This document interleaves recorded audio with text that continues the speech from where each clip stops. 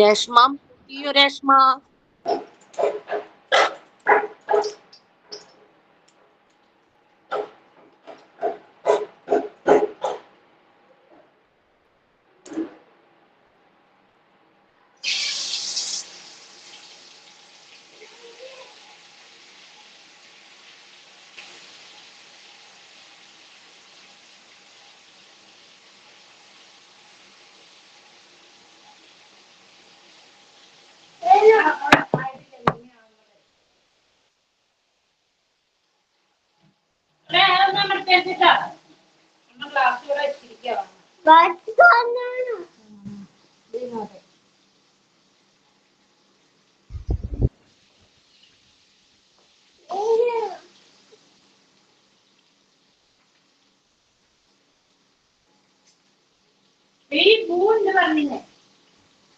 Good evening.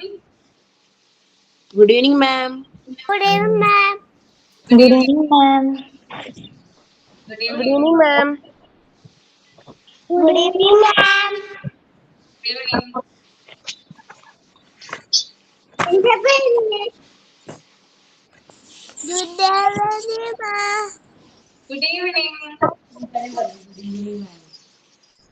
Good evening, ma'am.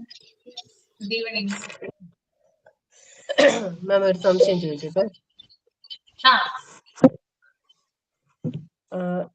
നമുക്ക് പിന്നെ മാം കഴിഞ്ഞ ദിവസം ഒരു question തന്നില്ലായിരുന്നു, 5 areas of education administration എന്ന് പറഞ്ഞിട്ട്. PG-യിലാണോ പറയുന്നേ? അത് PG-യിൽ തന്നതാണ്, അതാ സംശയം ചോദിക്കാൻ വേണ്ടി. തന്നില്ലത്, അത് പറഞ്ഞതേ ഉള്ളൂ. ക്ലിയർ ആവുന്നില്ല. ഒരു സെക്കൻഡ് സൗണ്ട് ഒന്ന് കൂട്ടി വെക്കട്ടെ. കേൾക്കുന്നില്ല. എന്താണ് പറഞ്ഞോ? പിന്നെ short note on 5 areas of education administration ഒരു ക്വസ്റ്റ്യൻ പറഞ്ഞില്ലായിരുന്നു.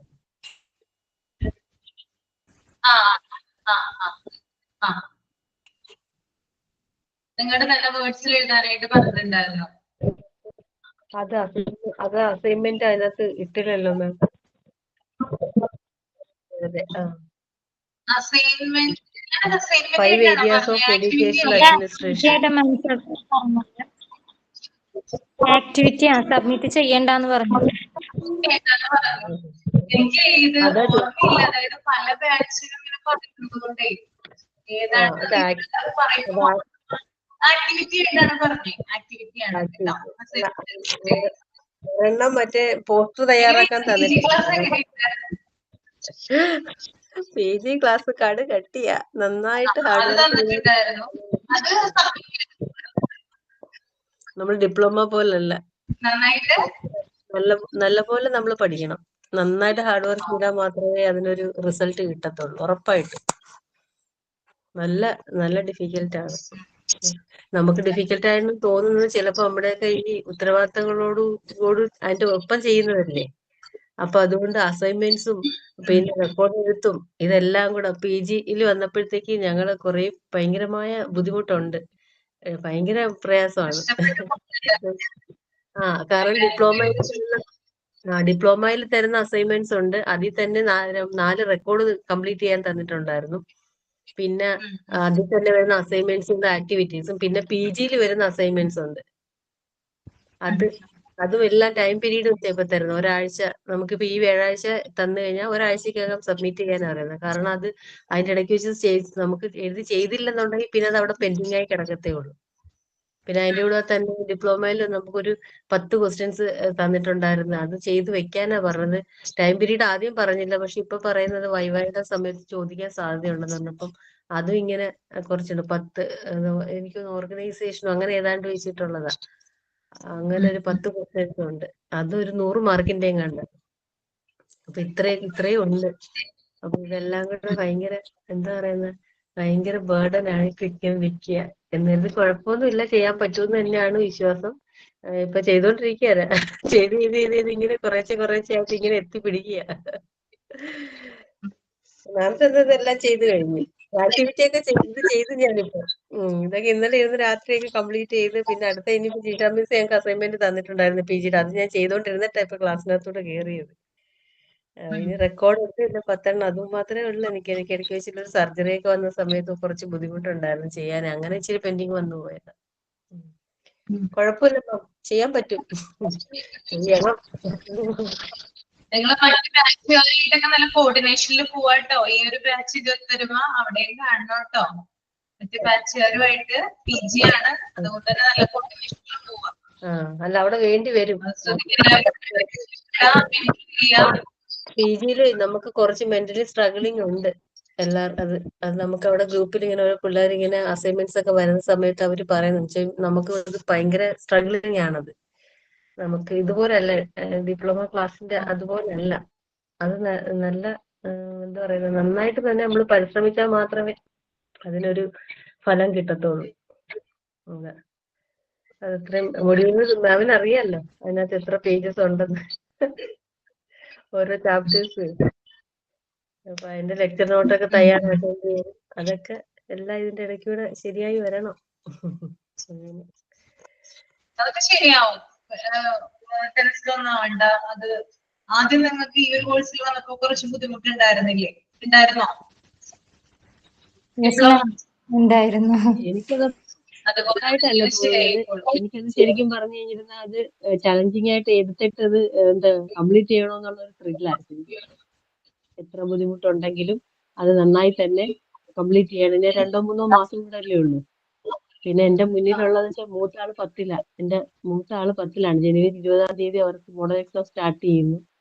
അപ്പൊ അവനെ നമുക്ക് കുറച്ചുകൂടെ, പിന്നെ എനിക്ക് വീട്ടിൽ ട്യൂഷൻ ഉണ്ട് രാവിലെയും വൈകുന്നേരം ഉച്ചയ്ക്ക് 2 മണിക്കും ഒക്കെ. ഇതിന്റെ ഇടയ്ക്കൂടെ പിന്നെ വീട്ടിലെ ഉത്തരവാദിത്തങ്ങൾ.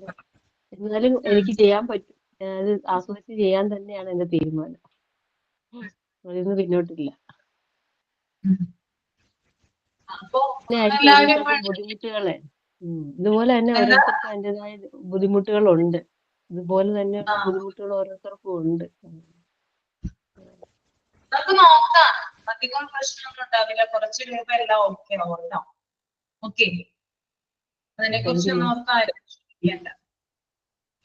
തുടക്കത്തിൽ ഒരു ബുദ്ധിമുട്ടുണ്ടാവുള്ളൂ. കാരണം ഡിഫറെന്റ് ആയിട്ടുള്ള ബാച്ചസ് ആണല്ലോ. അപ്പൊ നമ്മള് ചെറിയ ക്ലാസ്സുകളൊക്കെ പഠിക്കുമ്പോൾ നമുക്ക് സ്റ്റാൻഡേർഡ് ഒക്കെ മാറിയിരിക്കേണ്ടതായിട്ടുള്ള സിറ്റുവേഷൻസ് ഒക്കെ വരാറില്ല. എപ്പോഴും നമുക്ക് അവരുമായിട്ട് അഡാപ്റ്റ് ചെയ്യാനായിട്ട് കുറച്ച് ബുദ്ധിമുട്ടുകളും കാര്യങ്ങളൊക്കെ ഉണ്ടാവും.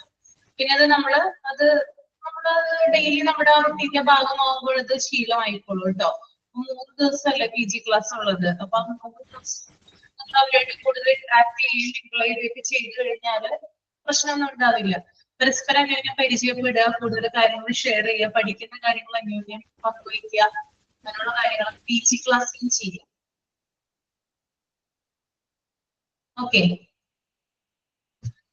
നമ്മൾ കഴിഞ്ഞ ക്ലാസ്സിൽ ഏതുവരെയായിരുന്നു പറഞ്ഞു നിർത്തിയത്? ഓർമ്മയുണ്ടോ? പൊല്യൂഷൻ വരെ. Air pollution, consequences of air pollution, അതിൽ ഇഫക്റ്റ് ഓഫ് ക്ലൈമറ്റ്, ആ ഒരു പോയിന്റ് പറഞ്ഞത്. ഇഫക്റ്റ് ഓഫ് ക്ലൈമറ്റ് ആണ് പറഞ്ഞത് അല്ലേ? ഗ്ലോബൽ വാർമിംഗ് ഒക്കെ പറഞ്ഞായിരുന്നോ ഞാൻ? മാം ആസിഡ് റെയിൻ വരെ പറഞ്ഞു. അതിൽ 4 point: global warming, formation of aerosols, change in weather pattern, acid rain, അവിടെ വരെ പറഞ്ഞത്. മാം ഇത് ഏത് യൂണിറ്റ് ആണ്? എത്രാമത്തെ ചാപ്റ്റർ ആണ്? ഇത് യൂണിറ്റ് 10 ആണ്, പാർട്ട് 4. യൂണിറ്റ് 9 എടുത്തിട്ടില്ല കേട്ടോ. 10ലേക്ക് വന്നുള്ളൂ 9. ഇത് ആകെ 2 പേജസ് ഉള്ളൂ 9. അതുകൊണ്ട് അത് ലാസ്റ്റ് പറഞ്ഞു പോവുള്ളൂ. അതവിടെ നിർത്തിയേക്കുക. 10ാമത്തെ യൂണിറ്റ് ആണ് എടുക്കുന്നത്. ഓക്കെ, ഒരു അസൈൻമെന്റ് പറഞ്ഞില്ലായിരുന്നു. അത് എന്താ കഴിഞ്ഞ ക്ലാസ്സിൽ ഞാൻ ക്ലിയറില്ലായിരുന്നു. അപ്പൊ എന്തിനെ കുറിച്ചായിരുന്നു അസൈൻമെന്റ് പറഞ്ഞിരുന്നത്? അസൈൻമെന്റ് കുറെ പേര് സബ്മിറ്റ് ചെയ്തിട്ടുണ്ടായിരുന്നു. നല്ല ഭംഗിയുണ്ട് കാണാനായിട്ട്. എല്ലാവരുടെയും ഞാൻ നോക്കുക, എല്ലാവരുടെ എല്ലാം കുറച്ചു പേരുടെ ഒക്കെ നോക്കാൻ പറ്റിയിട്ടുള്ളൂ. നല്ലതായിരുന്നു. എല്ലാവരും നല്ല ക്രിയേറ്റിവിറ്റിയിൽ ചെയ്തിട്ടൊക്കെ ഉണ്ട് കേട്ടോ. ഒന്ന് അസൈൻമെന്റ് പറഞ്ഞു കൊടുത്തേ ആരെങ്കിലും ഒരാള് ആ കുട്ടിക്ക്. എൻവയോൺമെന്റ് പ്രൊട്ടക്ഷന്റെ പോസ്റ്റർ പ്രിപ്പയർ ചെയ്യാനായിരുന്നു. എൻവയോൺമെന്റ് പ്രൊട്ടക്ഷന്റെ പോസ്റ്റർ പ്രിപ്പയർ ചെയ്യുക കേട്ടോ. ചെറിയ ക്ലാസ്സിലൊക്കെ പോസ്റ്റർ പ്രിപ്പയർ ചെയ്തിട്ടില്ലേ? അതുപോലെ തന്നെ ചെയ്തിട്ട് സബ്മിറ്റ് ചെയ്താൽ മതി. മാം ചാപ്റ്ററിന്റെ പേരൊന്ന് പറയൂ. മാൻ ആൻഡ് എൻവയോൺമെന്റ്. യൂണിറ്റ് 10 ആണ് ഏറ്റവും ലാസ്റ്റത്തെ പാഠപുറം ഏറ്റവും ലാസ്റ്റത്തെ ചാപ്റ്റർ ആണ് എടുക്കുന്നത്. ഓക്കെ, അപ്പൊ നമുക്ക് നോക്കാം. അടുത്തത് എഫക്ട് ഓൺ വിസിബിലിറ്റി ആണ്. എങ്ങനെയാണ് വിസിബിലിറ്റിനെ എഫക്ട് ചെയ്യുക? എന്തൊക്കെ കാര്യങ്ങൾ വിസിബിലിറ്റിനെ എഫക്ട് ചെയ്യും? നമ്മുടെ ഡസ്റ്റ് അല്ലെ, പൊടി ഉണ്ടല്ലോ, പൊടി, അതുപോലെ പുക, അങ്ങനെയുള്ള കാര്യങ്ങളൊക്കെ ഉണ്ടാവില്ലേ, അതൊക്കെ എന്ത് ചെയ്യാറുണ്ട്? വിസിബിലിറ്റിനെ എഫക്ട് ചെയ്യാറുണ്ട്. അതാണ് ആ ഒരു പോയിന്റ് കേട്ടോ. Then effect on agriculture. അഗ്രികൾച്ചറിനെ എഫക്ട് ചെയ്യാറുണ്ട്. എങ്ങനെയാണ് അഗ്രികൾച്ചറിനെ എഫക്ട് ചെയ്യുക? സോയിൽ ഡിഗ്രഡേഷൻ, സോയിൽ ഡിഗ്രഡേഷൻ ആണ് ഒരു പോയിന്റ്. പിന്നെ ടിഷ്യൂ ഡാമേജ്, അതുപോലെ തന്നെ റെഡ്യൂസ്ഡ് ക്രോപ്പ് yield, അതായത് നെൽപ്പാടങ്ങളും മറ്റൊക്കെ എന്താണ് ഇതാവാറുണ്ട് അല്ലെ. അതായത് അതിനൊക്കെ എന്താ പറയാ, ഡാമേജ് സംഭവിക്കാറുണ്ട്. പ്ലാന്റിന്റെ ടിഷ്യൂവിനൊക്കെ ഡാമേജ് സംഭവിക്കാറുണ്ട്. അപ്പോ ഇത്തരത്തിൽ എന്ത് ചെയ്യാറുണ്ട്? PDF-ലാണോ മാഡം പറയണത്? എന്താണ് PDF-ലാണോ ഇത് ഈ പോയിന്റ്സ് ഒക്കെ? ഇല്ല, ഇത് ഞാൻ പറയുന്നത് എക്സ്ട്രാ പറയുന്നതാണ്. അഗ്രികൾച്ചറിന്റെ കൂട്ടത്തിൽ വരുന്ന കാര്യങ്ങളാണ് കേട്ടോ. അഗ്രികൾച്ചറിലാണ് ഞാൻ ഈ പറഞ്ഞ 3 പോയിന്റും. ടിഷ്യൂ ഡാമേജ്, സോയിൽ ഡീഗ്രഡേഷൻ, അതുപോലെ തന്നെ റെഡ്യൂസ്ഡ് ക്രോപ്പ് yield. ഓക്കെ, പാടങ്ങളൊക്കെ എന്താണ് നാശമായി പോവുക, അതൊക്കെ അഗ്രികൾച്ചറിനെ എഫക്ട് ചെയ്യുന്ന കാര്യങ്ങളാണ്. അടുത്തത് എഫക്ട് ഓൺ മാൻ ആണ്. എങ്ങനെയാണ് മനുഷ്യർക്ക് എഫക്ട് ഉണ്ടാവുക ഇത് മൂലം? എയർ പൊല്യൂഷനില് എന്തൊക്കെ കാര്യങ്ങൾ ഉണ്ടാവും? എന്തൊക്കെ കാര്യങ്ങൾ എന്തൊക്കെ എഫക്റ്റ് ഉണ്ടാവുക മനുഷ്യർക്ക് എയർ പൊല്യൂഷൻ മൂലം? ഒന്ന് പറഞ്ഞേ നിങ്ങൾ ആരെങ്കിലും. ഡിസീസസ്, എന്താ? Lung problem. ലങ്സ് പ്രോബ്ലം വരും അല്ലെ. ഹെൽത്ത് ഇഫക്റ്റ് ആണ് കൂടുതലായിട്ട് ഉണ്ടാവുക. റെസ്പിറേറ്ററി പ്രോബ്ലംസ് വരും. നമുക്ക് ശ്വാസം മുട്ട് അങ്ങനെയുള്ള കാര്യങ്ങളൊക്കെ ഉണ്ടാവുമല്ലോ, ബ്രീത്തിങ് ഡിഫിക്കൽറ്റി അത് വരും. അതുപോലെ തന്നെ ക്യാൻസർ പോലുള്ള കാര്യങ്ങള്, അതുപോലെ തന്നെ എന്താ പറയാ, പ്രിമേച്ചർ ബർത്ത്, അതൊക്കെ ഉണ്ടാവാനുള്ള സാധ്യത. അതൊക്കെ അതിന്റെ ആഫ്റ്റർ എഫക്റ്റ് ആണ് കേട്ടോ, പ്രിമേച്ചർ ബർത്ത് ഒക്കെ. പിന്നെ അലർജീസ്, ഇതൊക്കെ എന്താണ് ഈ ഒരു എഫക്ട് ഓൺ മാനിൽ വരുന്ന കാര്യങ്ങൾ കേട്ടോ. എഫക്ട് ഓൺ ഓസോൺ ലെയർ, അതെന്താണ്? ഓസോൺ ലെയറിനെ എങ്ങനെ എഫക്ട് ചെയ്യാം? ഓസോൺ ലെയറിൽ സ്ഥിരങ്ങൾ വീണോണ്ടിരിക്കില്ല മാം. എന്താ വീണോണ്ടിരിക്കില്ലേ? UV റേഡിയേഷൻ ഉണ്ടാവില്ലേ? UV റേഡിയേഷൻ, അൾട്രാവയലറ്റ് കിരണങ്ങള്, UV റേഡിയേഷൻ, അതുപോലെ chlorofluorocarbons, CFC. Okay, അത് അങ്ങനെയുള്ള കാര്യങ്ങൾ, അതൊക്കെ എന്താണ് ഓസോൺ ലെയറിനെ എഫക്ട് ചെയ്യുന്നതാണ്. പിന്നെ ലാസ്റ്റ് പോയിന്റ് എന്ന് പറയുന്നത് bad effect on vegetation and life in water. അതായത് സ്വാഭാവികമായിട്ടുള്ള എന്താ പറയാ, വെജിറ്റേഷൻസിനെ ബാധിക്കുന്നു. അത് ബാഡ് ആയിട്ട് എന്ത് ചെയ്യുന്നുണ്ട്? എഫക്ട് ചെയ്യുന്നുണ്ട്. ഇത്രയും കാര്യങ്ങളാണ്. ഇത് ജസ്റ്റ് ഒന്ന് അറിഞ്ഞിരുന്നാൽ മതി. ഞാൻ ജസ്റ്റ് കൂടുതലായിട്ട് എക്സ്ട്രാ പോയിന്റ് പറഞ്ഞതാണ് മനസ്സിലാക്കാൻ വേണ്ടിയിട്ട് കേട്ടോ. അടുത്തത് ലാൻഡ് പൊല്യൂഷൻ ആണ്.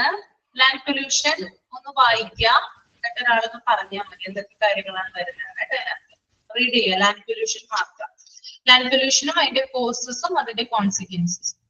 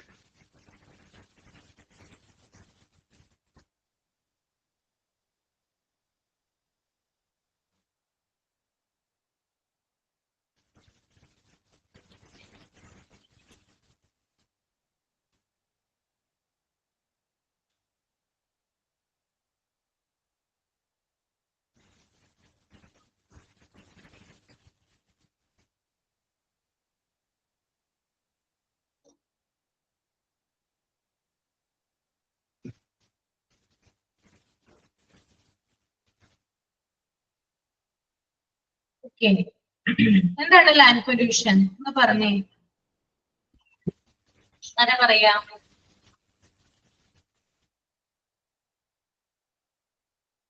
ഒരാളൊന്നും പറയാ, ലാൻഡ് പൊല്യൂഷൻ പറയാ. ഞാൻ പറയുന്നു. പറഞ്ഞു. Land pollution is both A natural and social Hazard. അതായത് നമ്മൾ പ്രകൃതിദത്തമായിട്ടും അതുപോലെ സാമൂഹ്യപരമായിട്ടും നമ്മൾ നേരിടുന്ന ഒരു പ്രശ്നമാണ് ലാൻഡ് പൊല്യൂഷൻ എന്ന് പറയുന്നത്. Land has been treated from ancient times as mother or even goddess. അതായത് പണ്ട് കാലത്ത് നമ്മൾ നമ്മുടെ ഭൂമിയെ കണ്ടിരുന്നത് അമ്മയായിട്ടും ഭൂമി ദേവിയായിട്ടൊക്കെ സങ്കല്പിച്ചിട്ട് നമ്മൾ അതിനെ നല്ല രീതിയിൽ നമ്മൾ സംരക്ഷിക്കുമായിരുന്നു. It gives us food as well as shelter. നമുക്കത് തരുന്നത് എന്തൊക്കെയാണ്? നമുക്ക് പിന്നെ ഷെൽട്ടർ, നമുക്ക് കിടക്കാൻ ഇടം തരുന്നു. അതുപോലെ നല്ല ഫുഡ് നമുക്ക് കഴിക്കണമെങ്കിൽ മണ്ണിനകത്ത് കൃഷി ചെയ്താൽ മാത്രമേ കിട്ടത്തുള്ളൂ. അതർ കംഫർട്ട്, അതുപോലെ നമുക്ക് പല രീതിയിലുള്ള വെള്ളമാണെങ്കിലും നമുക്ക് പ്രകൃതിയിൽ നിന്ന് കിട്ടുന്ന എന്തും നമുക്ക് ഭൂമിയിൽ നിന്നാണ് കൂടുതലും ലഭിക്കുന്നത്. Increasing incidents of land pollution have been witness. അതുപോലെ തന്നെ ഇപ്പോഴാണെന്നുണ്ടെങ്കിൽ നമ്മുടെ ലാൻഡ് പൊല്യൂഷൻ വളരെയധികം കൂടുതലാണ്. അതിന്റെ പ്രധാന കാരണം എന്ന് പറയുന്നത് ഓവർ പോപ്പുലേഷൻ ആണ്. നമ്മുടെ ജനസംഖ്യാ വർധനവാണ് ഒന്നാമത്തെ കാരണം. രണ്ടാമത് റീഫോറസ്റ്റേഷൻ, അതായത് വനനശീകരണമാണ് രണ്ടാമത്തെ കാരണം. എക്സസീവ് യൂസ് ഓഫ് കെമിക്കൽസ്, നമ്മൾ ആവശ്യത്തിനും അനാവശ്യത്തിനും നമ്മൾ വളമായിട്ടൊക്കെ ചേർക്കുന്നത്, നമ്മൾ ഭൂമിയിലോട്ട് വളമായിട്ട് ചേർക്കുന്നതൊക്കെ കെമിക്കൽ ആയിട്ടുള്ള പെസ്റ്റിസൈഡ്സുകളാണ്. അപ്പോൾ അതും നമ്മുടെ പൊല്യൂഷന് കാരണമാണ്. പിന്നെ ഏറ്റവും വലുത് പ്ലാസ്റ്റിക്കിന്റെ ഉപയോഗം, പ്ലാസ്റ്റിക് വസ്തുക്കളുടെ ഉപയോഗവും അത് കത്തിക്കുന്നത് മൂലം ഉണ്ടാകുന്ന നമ്മുടെ മണ്ണിനുള്ള വളക്കൂറുകൾ നഷ്ടപ്പെട്ട് നമുക്ക് കൃഷി കൂടുതൽ അനുയോജ്യമായ നിലയിൽ കൊണ്ടുപോകാൻ പറ്റാത്ത അവസ്ഥകൾ വരുന്നുണ്ട്. പിന്നെ അതുപോലെ തന്നെ വരൾച്ചകളൊക്കെ നമുക്ക് വരുന്നത് ഇതിന്റെ ഭാഗമായിട്ടാണ്. പിന്നെ decrease in farm lands pollution. Land പൊല്യൂഷന്റെ മറ്റൊരു ഫലം എന്ന് പറയുന്നത് ഫാം ലാൻഡ്സ്, അതായത് നമ്മുടെ കൃഷിയിടങ്ങൾ നശിച്ചു പോയിരിക്കുന്നു, അതായത് കുറഞ്ഞു പോയിരിക്കുന്നു വളരെയധികം. ഷിഫ്റ്റിംഗ് ഓഫ് കൾട്ടിവേഷൻ, അതുപോലെ ഒപ്പം തന്നെ നമ്മുടെ പിന്നെ ഉൽപാദനത്തിൽ വ്യത്യാസം വരുന്നുണ്ട്. കൾട്ടിവേഷൻ അഗ്രികൾച്ചറിൽ. ഡിക്രീസ് ഇൻ ഫെർട്ടിലിറ്റി, നമ്മുടെ മണ്ണിന്റെ ഫലഭൂയിഷ്ഠത നഷ്ടപ്പെട്ടു പോകുന്നു. പിന്നെ imbalance in the constitution of the atmosphere, നമ്മുടെ അന്തരീക്ഷത്തിൽ ഉണ്ടാകുന്ന മാറ്റം തന്നെ, അതായത് കാലാവസ്ഥയിൽ ഉണ്ടാകുന്ന വ്യതിയാനം. മരങ്ങൾ വെട്ടി നശിപ്പിച്ച് നമ്മളവിടെ ഫ്ലാറ്റുകളൊക്കെ പണിയുന്നപ്പോഴത്തേക്ക് നമുക്ക് എന്ത് കിട്ടുന്നില്ല? ശരിയായ രീതിയിൽ മഴ കിട്ടുന്നില്ല. കാരണം കാറ്റ് വീശി നല്ല രീതിയിൽ മേഘം തണുക്കുമ്പോഴാണല്ലോ നമുക്ക് എന്ത് കിട്ടുക? മഴ കിട്ടുക.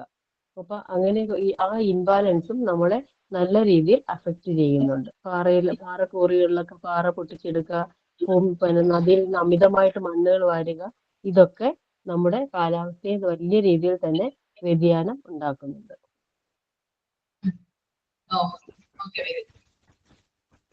ഇപ്പോ ലാൻഡ് പൊല്യൂഷൻ എന്ന് പറയുന്നത് എന്താ പറയാ, both natural and social Hazard ആണ് അല്ലെ? നാച്ചുറൽ ആയിട്ട് സംഭവിക്കാം, അതുപോലെ തന്നെ നമുക്ക് സാമൂഹികമായിട്ടുള്ള കാര്യങ്ങൾ കൊണ്ട് എന്ത് ചെയ്യാം? ലാൻഡ് പൊല്യൂഷൻ സംഭവിക്കാം.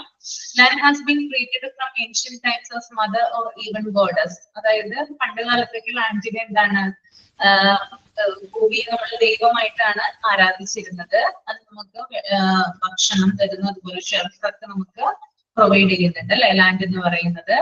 അതുപോലെ തന്നെ നമ്മളിപ്പോ കാണുന്ന ഒരു ടെൻഡൻസിയാണ് അത് ധാരാളമായിട്ട് എന്താ പറയുക, കൂടുതലായിട്ട് പൊല്യൂട്ടഡ് ആവുക എന്നുള്ളത്. ഇപ്പൊ പ്രധാനപ്പെട്ട കോസസ്, കാരണങ്ങൾ എന്ന് പറയുന്നത് ഓവർ പോപ്പുലേഷൻ ആണ്, ജനസംഖ്യ കൂടുന്നത്. അതാണ് ഫസ്റ്റത്തെ ഒരു കോസ് എന്ന് പറഞ്ഞാല്. അതായത് ആളുകൾ തിങ്ങിപ്പാർക്കുമ്പോൾ അതിനനുസരിച്ചിട്ടുള്ള വേസ്റ്റേജും കാര്യങ്ങളൊക്കെ വരും അല്ലെ. ആളുകളുടെ ജനസംഖ്യ കൂടുന്നതിനനുസരിച്ച് ആളുകൾ ഉപയോഗിക്കുന്ന സാധനങ്ങൾ കൂടും, അതിനുള്ള വേസ്റ്റ് കൂടും. ഈ വേസ്റ്റുകളൊക്കെ എവിടേക്കാ കളയുന്നേ? ലാൻഡിലേക്കല്ലേ, ഭൂമിയിലേക്കല്ലേ നമ്മൾ കളയുന്നത്. അപ്പോ ലാൻഡ് പൊല്യൂട്ടഡ് ആവാനുള്ള ചാൻസ് കൂടുതലാണ് ഒരു പോയിന്റ്. അതുപോലെ തന്നെ ഡിഫോറസ്റ്റേഷൻ, വനനശീകരണം എന്ന് പറയുന്നുണ്ട് അല്ലെ. അതായത് ധാരാളം മരങ്ങളെയൊക്കെ നമ്മൾ വെട്ടി നശിപ്പിക്കുന്നതിലൂടെ ഓക്സിജൻ എന്താണ് കുറഞ്ഞു വരിക. ഇത് ഭൂമിയുടെ നിലനിൽപ്പിന് ബാധകമാകും. Then excessive use of chemicals, chemicals കൂടുതലായിട്ട് ഉപയോഗിക്കുന്നതിലൂടെ ലാൻഡിന്റെ ഫെർട്ടിലിറ്റി അല്ലെങ്കിൽ ലാൻഡിന്റെ ഒരു ഫലഭൂയിഷ്ഠതയൊക്കെ ഉണ്ടാവും, അതൊക്കെ നഷ്ടപ്പെടുന്നതാണ്. അപ്പൊ ഇത്രയും കാരണങ്ങളാണ് ലാൻഡ് പൊല്യൂഷൻ എന്ന് പറയുന്നത്. അതാണ് ഇതിന്റെ മെയിൻ ആയിട്ടുള്ള കാരണങ്ങൾ. Then consequences of land pollution. എന്താണ് ലാൻഡ് പൊല്യൂഷന്റെ പ്രത്യാഘാതങ്ങൾ? Decrease in farm lands.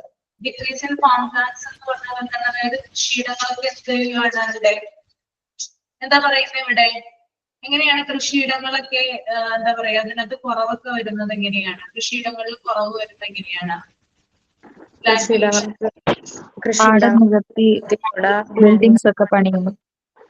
എന്താണ് അന്വേഷണം എന്താണ് പറഞ്ഞത്?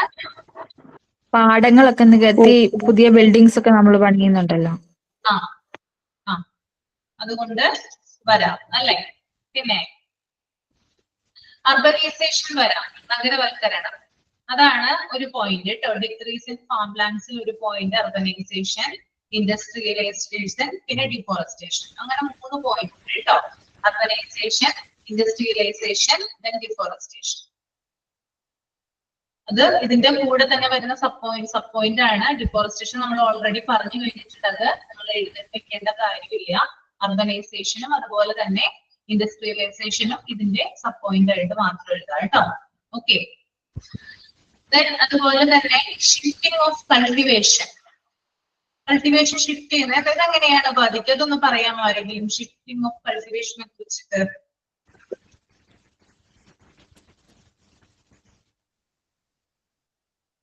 രമ്യ ഒന്ന് പറഞ്ഞേ. ഷിഫ്റ്റിംഗ് ഓഫ് കൾട്ടിവേഷൻ എനിക്കറിയില്ല, എന്താ? എനിക്കറിയില്ല, ഞാൻ പറഞ്ഞത് അറിയാമെന്ന് ആരെങ്കിലും ഒരാൾ പറഞ്ഞു. ഷിഫ്റ്റിംഗ് ഓഫ് കൾട്ടിവേഷൻ എന്ന് പറഞ്ഞു കൊടുത്തേ രമ്യക്ക്. ഈ ലാൻഡിന്റെ ഫെർട്ടിലിറ്റി കുറയുന്നതുകൊണ്ടാണോ? എന്താണ്? ലാൻഡിന്റെ ഫെർട്ടിലിറ്റി കുറയുന്നതുകൊണ്ടാണോ? ഫെർട്ടിലിറ്റി കുറവായതുകൊണ്ടാണോ ഷിഫ്റ്റിംഗ് നടത്തുന്നത്? അല്ല, പോപ്പുലേഷൻ പ്രഷർ കേട്ടോ. ഷിഫ്റ്റിങ്ങിന് കാരണമാവുന്ന കൾട്ടിവേഷന്റെ ഷിഫ്റ്റിങ്ങിന് കാരണമാവുന്ന ഒരു ഘടകം എന്ന് പറഞ്ഞാല് പോപ്പുലേഷൻ പ്രഷർ ആണ്. നമുക്ക് അതൊന്ന് എഴുതി വെക്കുക. പിന്നെ അതുപോലെ തന്നെ ലാക്ക് ഓഫ് അഗ്രികൾച്ചറൽ ടെക്നോളജി. ഈ 2 പോയിന്റുമാണ് ഷിഫ്റ്റിംഗ് ഓഫ് കൾട്ടിവേഷൻ എന്ന് പറയുന്നത്. ഇതിന് കാരണമാണ് കേട്ടോ. പോപ്പുലേഷൻ പ്രഷർ, ജനസംഖ്യ അമിതമാകുന്നത് കൊണ്ട് അതിനൊരു പ്രഷർ ഉണ്ടാവുന്നത് കൊണ്ട് പോപ്പുലേഷൻ പ്രഷർ. പിന്നെ അതുപോലെ തന്നെ lack of agricultural technology. Lack of agricultural technology.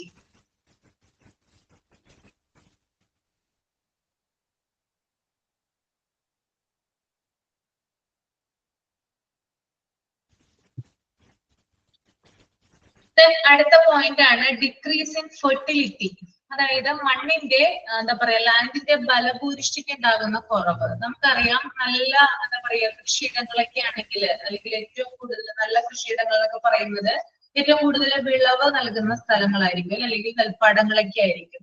അവിടെയൊക്കെ ബലഭൂരിഷ്ഠി കൂടുതലാണെന്ന് നമ്മൾ പറയും. പക്ഷെ ഇതിന്റെ ഒരു കോൺസിക്വൻസ് കൊണ്ട് അതിന്റെ ബലഭൂരിഷ്ഠി കുറയാണ് ചെയ്യുക, എന്തിന്റെ? മണ്ണിന്റെ. ഓക്കെ. അതിനെയാണ് ഡിക്രീസിങ് ഫെർട്ടിലിറ്റി എന്ന് പറയുന്നത് കേട്ടോ. അപ്പോ പല കാരണങ്ങൾക്ക് അത് ഉണ്ടാവാം. ഒന്ന് പറഞ്ഞാൽ ഓവർ ഫാമിംഗ്, അതായത് നമ്മൾ അധികമായിട്ട് കീടനാശിനികളൊക്കെ മറ്റും ഉപയോഗിച്ച് കൃഷി ചെയ്യുമ്പോൾ ഈ ലാൻഡിന്റെ ഫെർട്ടിലിറ്റി കുറയും. അതാണ് ഓവർ ഫാമിംഗ്.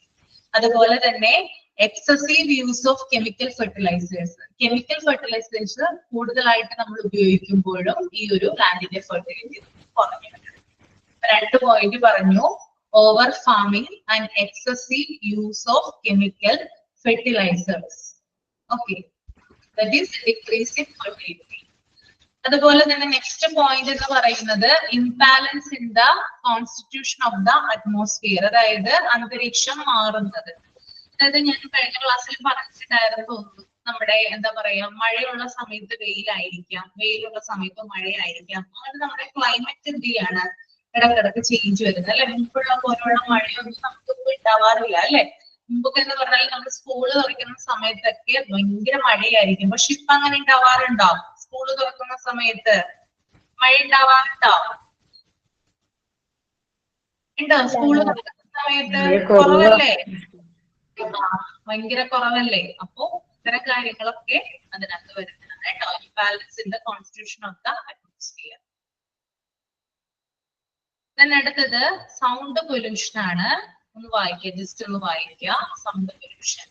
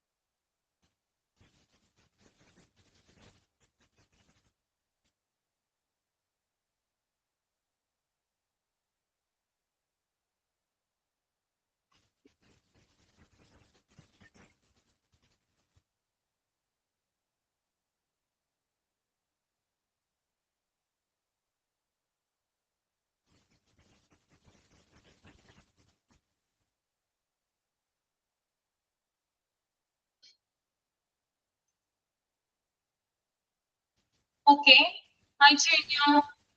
സൗണ്ട് പൊല്യൂഷൻ മാത്രം വായിച്ചാൽ മതി കേട്ടോ.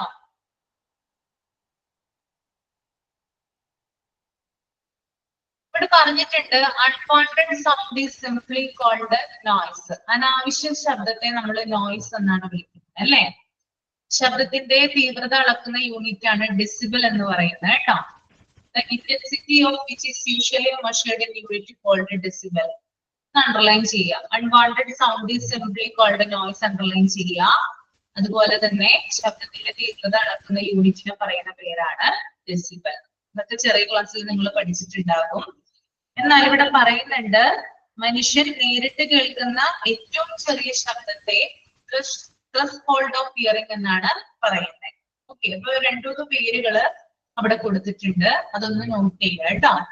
ഇനി സൗണ്ട് പൊല്യൂഷന് കാരണമാകുന്ന വിവിധ ഘടകങ്ങൾ എന്ന് പറഞ്ഞാല് വെഹിക്കിൾസ്, വാഹനങ്ങള്, loud speaker, mass media, industries, അതുപോലെ തന്നെ ഡിഫൻസ് എക്യുപ്മെന്റ്, ഇത്തരത്തിലുള്ള കാര്യങ്ങൾ എന്തിനു കാരണമാകും? സൗണ്ട് പൊല്യൂഷന് കാരണമാകുന്നതാണ്. അപ്പൊ കോസസ് ഓഫ് സൗണ്ട് പൊല്യൂഷൻ എന്ന് പറയുന്നത് വെഹിക്കിൾസ് ഉണ്ട്, ലൗഡ് സ്പീക്കർ ഉണ്ട്, mass media, industries, defence equipment. Okay, then അടുത്തത് നോക്കിയേ നിങ്ങള് കോൺസിക്വൻസസ് ഓഫ് സൗണ്ട് പൊല്യൂഷൻ. അതിനകത്ത് ഫസ്റ്റ് വൺ കൊടുത്തിട്ടുള്ളത് ഒന്ന് മാർക്ക് ചെയ്ത് വെക്കുക. അതെനിക്ക് ക്ലിയർ അല്ല, നോക്കിയിട്ട് എനിക്ക് വരെ കിട്ടിയില്ല എന്താണെന്നുള്ളത് കേട്ടോ. അവിടെ ഡിയർനെസ് എന്ന് കൊടുത്തിരിക്കുന്നത് എന്താണ്? സ്പെല്ലിംഗ് മിസ്റ്റേക്ക് ആണോ അല്ലെങ്കിൽ അവിടെ തെറ്റായിട്ട് കൊടുത്തിരിക്കുന്നതാണോ എന്നൊന്നും വ്യക്തമല്ല. നെക്സ്റ്റ് ക്ലാസ്സിൽ പറഞ്ഞുതരാം കേട്ടോ. ആർക്കെങ്കിലും അറിയാവുന്നവരുണ്ടെങ്കിൽ അതൊന്ന് ഷെയർ ചെയ്യാം. ഓക്കെ, അപ്പൊ നോക്കിയേ നിങ്ങള് അതൊന്ന് വിട്ട് കളയുക. അത് കഴിഞ്ഞിട്ട് താഴെ മിസ് അത് ഡെഫ്നെസ് ആണോ ബധിരതയാണോ? ഒരുപാട് സൗണ്ട് കേൾക്കുമ്പോഴേ ചെവിക്ക് പ്രശ്നം ഉണ്ടാവൂലേ? അതാന്ന് തോന്നുന്നു. അതായിരിക്കാം. ചിലപ്പോ അതായിരിക്കും. ആറല്ല എഫ് ആണ്. എഫ് ആയിരിക്കും മിസ്. അത് ഡെഫ്നെസ് ആവും മാം. സൗണ്ട് കേൾക്കുമ്പോ നമ്മുടെ ഇയർ ഡ്രമ്മിന് പ്രശ്നം വരുമല്ലോ, അതായിരിക്കണം ഉദ്ദേശിച്ചത്. സ്പെല്ലിംഗ് മിസ്റ്റേക്ക് വന്നേക്കുന്നതാണെന്ന് തോന്നുന്നു. ഓക്കെ, എന്നാ നിങ്ങളൊന്ന് തിരുത്തുക കേട്ടോ. ചിലപ്പോ അങ്ങനെ തന്നെ ആയിരിക്കാം. അങ്ങനെ തിരുത്തുക. ഒന്ന് സ്പെല്ലിംഗ് പറഞ്ഞു കൊടുത്തേ ജയശ്രീ. ഓക്കെ, ഡെഫ്നെസ് അല്ലേ? DEAFNESS. Okay, thank you. Then അടുത്തത് effect on pregnant woman. Pregnant വുമണിനെ അഫക്ട് ചെയ്യും. അതുപോലെ നമ്മുടെ നെർവസ് സിസ്റ്റം, നാഡീ വ്യവസ്ഥയെ അഫക്ട് ചെയ്യുന്നു. അതുപോലെ തന്നെ ഓരോ വ്യക്തികളുടെയും കാര്യക്ഷമത, എഫിഷ്യൻസിയെ കൂടി ഇത് ബാധിക്കുന്നുണ്ട്. അപ്പൊ അത്രയും ഉള്ളൂ എന്ത് സൗണ്ട് പൊല്യൂഷൻ എന്ന് പറയുന്നത് കേട്ടോ. ഇമ്പോർട്ടന്റ് ആയിട്ടുള്ള കാര്യങ്ങൾക്ക് ഞാൻ നോട്ട് തരാം കേട്ടോ. ഇതൊക്കെ ജസ്റ്റ് വായിച്ചു പോകാവുന്നുള്ളൂ. അടുത്തത് റേഡിയേഷൻ പൊല്യൂഷൻ. അതൊന്ന് ജസ്റ്റ് വായിക്കുക.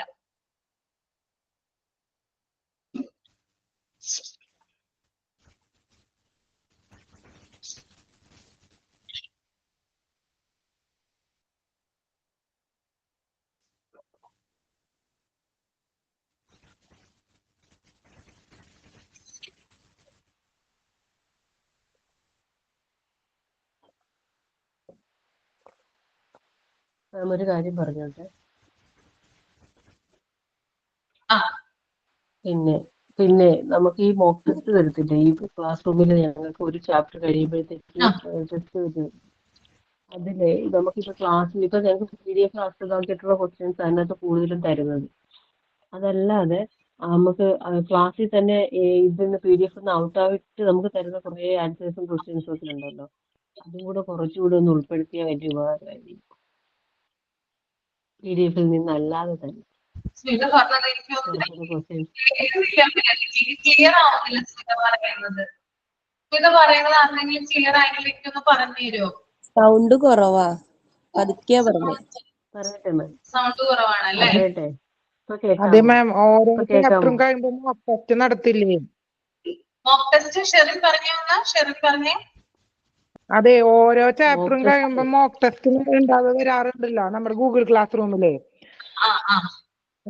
ചാപ്റ്റർ ബേസ് ചെയ്തിട്ടുള്ള ചാപ്റ്ററിന്റെ ഉള്ളില് ബേസ് ചെയ്തിട്ടുള്ള ക്വസ്റ്റ്യൻസ് മാത്രല്ല വരാറ്. അത് ഉൾപ്പെടുത്താതെ ഇങ്ങനെ ക്ലാസ്സിന് പുറത്തിപ്പോ മിസ്സുമാര് ഷെയർ ചെയ്യണ പോയിന്റ്സ് ഒക്കെ ഉൾപ്പെടുത്തിയിട്ടും കൂടിയും ക്വസ്റ്റ്യൻ വന്നു കഴിഞ്ഞ ഉപകാരമായിരിക്കും എന്നാണ് സ്മിത പറഞ്ഞത്. നമുക്ക് നോക്കാം. ഞങ്ങൾ ആലോചിക്കുന്നുണ്ട് ഇനി അടുത്ത നിങ്ങളുടെ പ്രധാനപ്പെട്ട എക്സാമിന് എങ്ങനെയാണ് ക്വസ്റ്റ്യൻ നോക്കണം. നിങ്ങളെ കഷ്ടപ്പെടുത്തില്ല കേട്ടോ, ഒന്ന് നോക്കാം. പക്ഷെ ശരിക്കും പറഞ്ഞാല് നിങ്ങൾ നല്ല ടാലന്റ് ഉള്ള കുട്ടികളാണ്. നല്ല മാർക്കില്ലേ നിങ്ങൾക്ക്? ഒരുവിധം നല്ല മാർക്കുകളുണ്ട്. മിസ്സേ, സ്മിത പറഞ്ഞത് അതൊരു മെയിൻ പോയിന്റ് ആണ്. ഞങ്ങൾ എല്ലാവരും മനസ്സിൽ വിചാരിച്ച കാര്യം തന്നെയാണ്. കാരണം നമുക്ക് ഇപ്പൊ വന്ന എക്സാമിൽ കുറെ അതിനുള്ള ഒരു ട്രെയിനിങ് ആയി മാറല്ലോ ഇതിങ്ങനെ ചെയ്തു കഴിഞ്ഞു കഴിഞ്ഞാൽ. അപ്പൊ ഒന്നും കൂടി എഫിഷ്യന്റ് ആയിട്ട് എക്സാം അറ്റംപ്റ്റ് ചെയ്യാൻ പറ്റും. അതാണ്. അപ്പൊ ഞാൻ നോക്കിയിട്ട് ഞാൻ നിങ്ങളുടെ മാർക്ക് ലിസ്റ്റ് കംപ്ലീറ്റ് കണ്ടിട്ടുണ്ടായിരുന്നു. അത് പബ്ലിഷ് ചെയ്തതിനു ശേഷം ഞാൻ നോക്കി എല്ലാവരുടെ മാർക്കൊക്കെ ഞാൻ നോക്കി. എല്ലാവർക്കും നല്ല മാർക്ക് ഉണ്ട്. അപ്പൊ ഞങ്ങൾക്ക് അതിനകത്ത് അഭിമാനിക്കാം. കാരണം ഞങ്ങൾ ചിലപ്പോൾ പറഞ്ഞ പോയിന്റ് കൂടി ഉണ്ടാവണം എന്നില്ല എക്സാമിൽ. അല്ലെ, പറയാത്ത കാര്യങ്ങളൊക്കെ ഉണ്ട് അതിനകത്ത് വന്നിട്ടുണ്ട്. പക്ഷെ നിങ്ങൾ നന്നായിട്ട് അറ്റൻഡ് ചെയ്തില്ലേ? ഞങ്ങൾക്ക് ശരിക്കും പറഞ്ഞ അഭിമാനമാണ് നിങ്ങളെ കുറിച്ച്.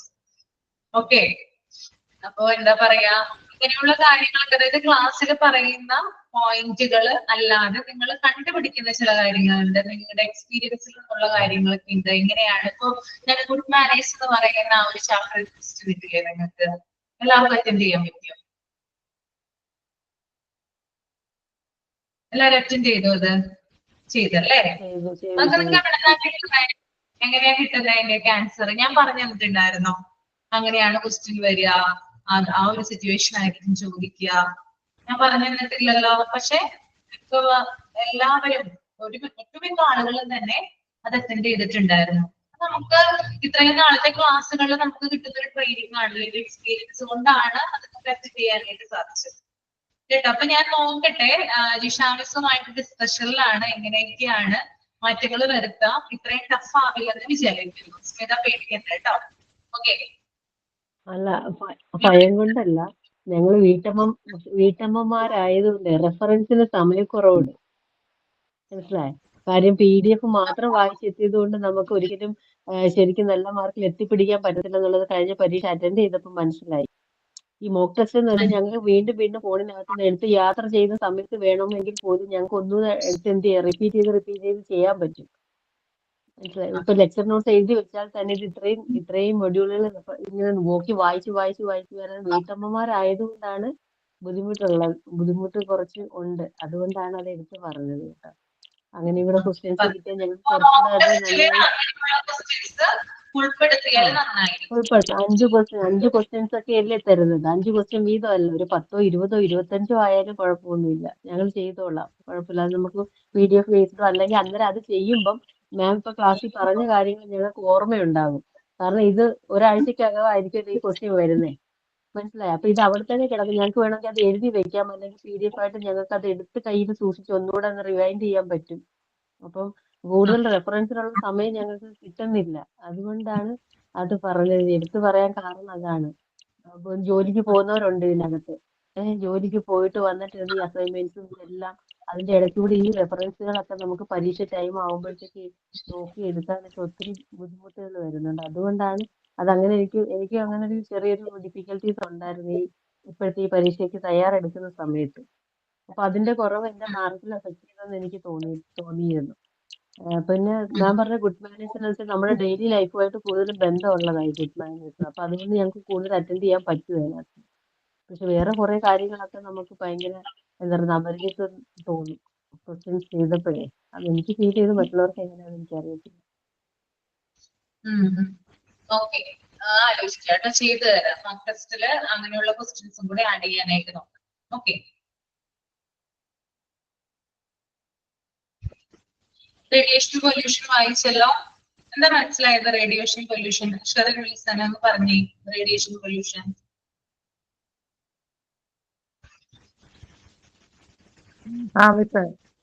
എനിക്ക് ഞാനത് ശരിക്കും വായിച്ചിട്ടുണ്ടായില്ല. കാരണം എന്റെ മോള് ഒരു മെസ്സേജ് ഇട്ടപ്പോ ഞാൻ അതിന് മറുപടി കൊടുക്കാൻ നിൽക്കായിരുന്നു. ഞാൻ വേറെ വായിപ്പിക്കാം. ജയശ്രീ ഒന്ന് പറയാമോ? ജയശ്രീ ഒന്ന് പറയാമോ?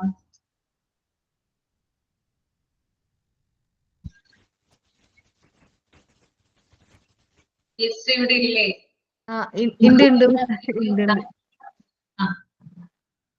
റേഡിയേഷൻ, നമ്മൾ ഈ റേഡിയോ ആക്റ്റീവ് മെറ്റീരിയൽസ് എന്ന് പറഞ്ഞു കഴിഞ്ഞാൽ ഇപ്പൊ നമ്മൾ ഒരുപാട് ന്യൂക്ലിയർ ഫിഷനും ഫ്യൂഷനൊക്കെ ചെയ്യുമ്പോൾ വരുന്ന ആറ്റംസും ന്യൂക്ലിയർ ഇതൊക്കെ എന്ന് പറഞ്ഞു കഴിഞ്ഞാല് വളരെ ടോക്സിക് ആയിട്ടുള്ള സാധനങ്ങളാണ്. അത് എന്ന് പറഞ്ഞു കഴിഞ്ഞാൽ നല്ല രീതിയിൽ പൊല്യൂഷൻ ചെയ്യുന്ന സാധനങ്ങളാണ്. Working of power plants and use of radio isotopes. നമ്മൾ ഒരുപാട് ഇങ്ങനെ പരീക്ഷണങ്ങളൊക്കെ നടത്തുമ്പോൾ ന്യൂക്ലിയർ ഫ്യൂഷനും ഇതൊക്കെയാണല്ലോ, ആറ്റം ബോംബൊക്കെ കണ്ടുപിടിച്ചതാണല്ലോ മറ്റേ ജപ്പാനിലും അവിടെയൊക്കെ അത്രയും നാശങ്ങളൊക്കെ വിതച്ചത്. അത് അത്രയും സ്ട്രോങ് ആയിട്ടുള്ള ടോക്സിക് ആയിട്ടുള്ള ഓർഗാനിക് പോയിസൺസ് ആണ്. അങ്ങനെയുള്ള ഇത് യൂസ് ചെയ്യുമ്പോൾ എന്ന് പറഞ്ഞു കഴിഞ്ഞാൽ അത് പ്രകൃതിനെ അത്രയും മോശമായ രീതിയിൽ അഫക്റ്റ് ചെയ്യും. അത് നമ്മളുടെ ഹ്യൂമൻ പ്രോസസ്സിന് മനുഷ്യനിൽ തന്നെ അത് വളരെ മോശമായ രീതിയിൽ അതിന്റെ ഫലങ്ങൾ ഇതാവും. കാരണം അത് ജനറ്റിക്കലിയും പിന്നെ അത് ഇങ്ങനെ ഓരോ ജനറേഷനിലേക്കും അതിന്റെ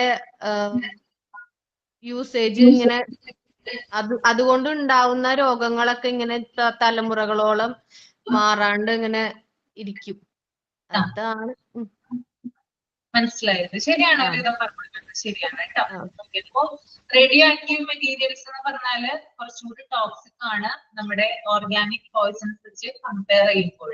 സാധാരണ ഉള്ള വിഷങ്ങളല്ലേ പോയിസൺസ്, അതിനെ വെച്ച് കമ്പയർ ചെയ്യുമ്പോൾ ഇത് കുറച്ച് എന്താ പറയാ, അതിന്റെ ഇത് കുറച്ച് കൂടുതലാണ്. വിഷാംശം അല്ലെങ്കിൽ അതിന്റെ ഒരു പ്രത്യാഘാതങ്ങൾ എന്ന് പറയുന്നത് ഭയങ്കര കൂടുതലായിരിക്കുള്ളൂ. ഇതിന് എന്താ പറയാ ചില ഘടകങ്ങളുണ്ട്.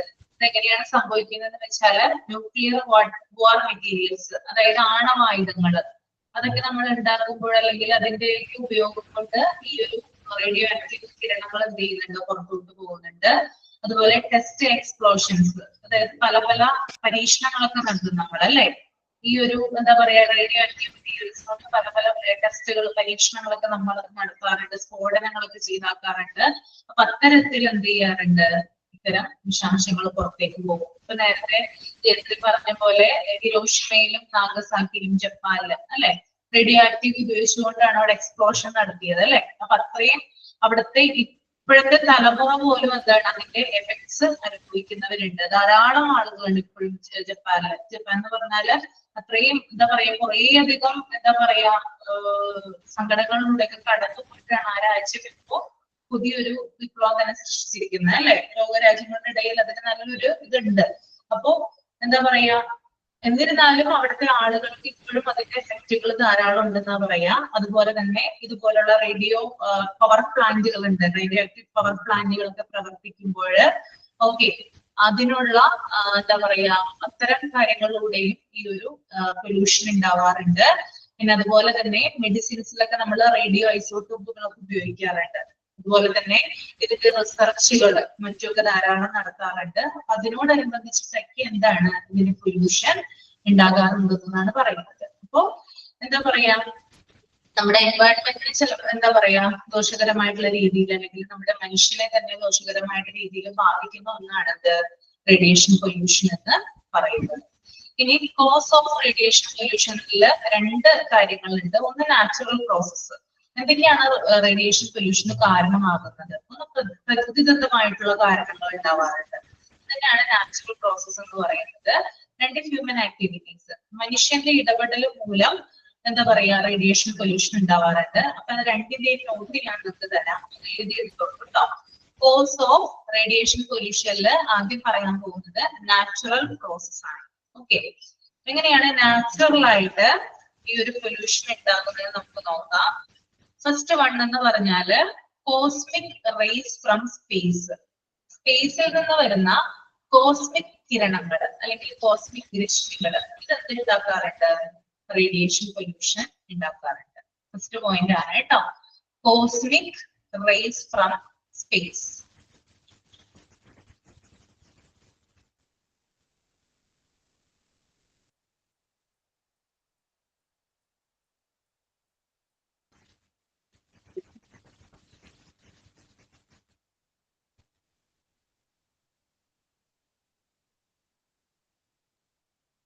രണ്ടാമത്തെ പോയിന്റ് ഇതിൽ തന്നെ വരുന്നതാണ്, നാച്ചുറൽ പ്രോസസ്സിൽ തന്നെ വരുന്നതാണ്.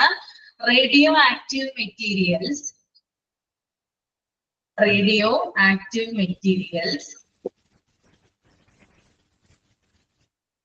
naturally present in the earth crust, radioactive materials naturally present in the earth crust.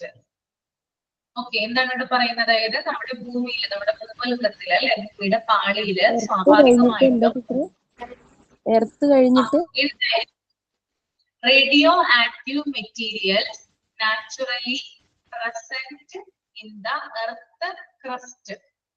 Crest ഭൂവൽക്കോട്ടോ, ക്രസ്റ്റ് ക്രസ്റ്റ് CRUST ക്രസ്റ്റ്.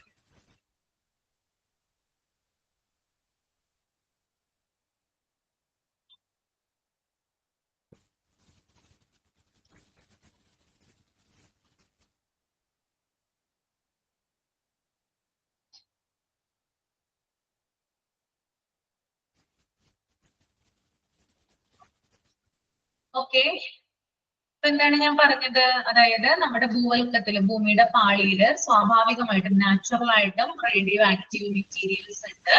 അതിന്റെ പ്രസൻസ് നമുക്ക് കാണാനായിട്ട് സാധിക്കും. അപ്പൊ അതും എന്താണ്, ഒരു കോഴ്സ് ആയിട്ട് റേഡിയേഷൻ പൊല്യൂഷനിൽ വരുന്നുണ്ട്. 2 പോയിന്റ് എഴുതിയോ നാച്ചുറൽ പ്രോസസ്സില്? എഴുതിയായിരുന്നോ? മാം ഒന്നും കൂടി പറയോ സെക്കൻഡ് പോയിന്റ് മാം? ഒന്നും കൂടി ഞാൻ പറഞ്ഞുതരാം. ആദ്യം തൊട്ട്. ആദ്യത്തെ point cosmic rays from space, അതാണ് ആദ്യത്തെ പോയിന്റ്. രണ്ടാമത്തെ point radioactive materials naturally present in the earth crust. Earth crest.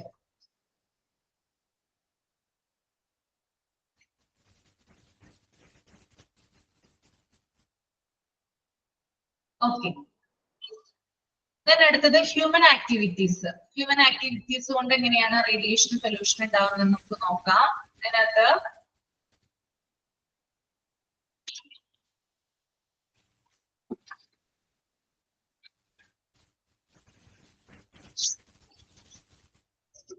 ആദ്യത്തെ പോയിന്റ് എന്ന് പറയുന്നത് nuclear power plant operations and accidents.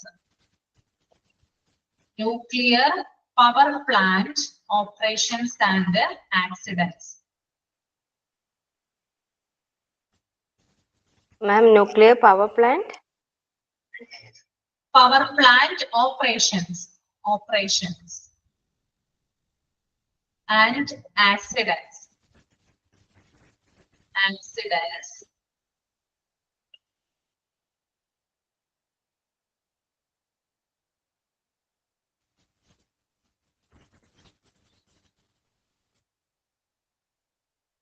രണ്ടാമത്തെ point nuclear weapon test and explosions.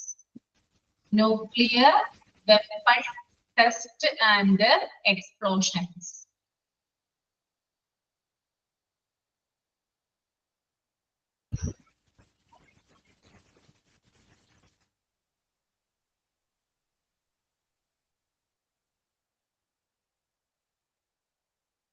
മൂന്നാമത്തെ point use of radioactive isotopes. Use of radioactive isotopes in medicine. നമ്മുടെ പറയാം use of radioactive isotopes in medicine. Isotope ISOTOPES isotopes in medicine. Comma, industry and research. Industry and research.